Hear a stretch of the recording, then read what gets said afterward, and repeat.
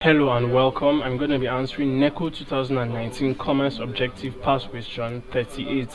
The following are trading figures of Rosemary Trading Company for the ended 31st December 2005. So you have here the trading figures for this exact period. So the question is, calculate the net profit or loss of the company. A 27,500, B 47,000, C 53,500, D 74,500, E 76,500, all in naira.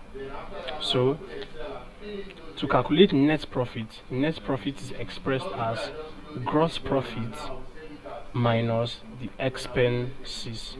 Gross profit minus expenses. Now, from these trading figures were used to answer questions 36 to 38. So you may want to refer back to the videos.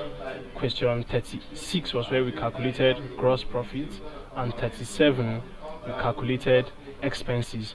And from our answers to those questions, on question 36 we estimated the gross profit as 74,500 naira and the expenses as 27,500 naira.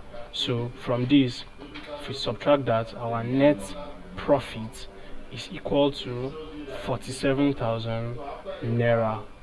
47,000 naira, and 47,000 naira is option B. So that is the correct answer to this question.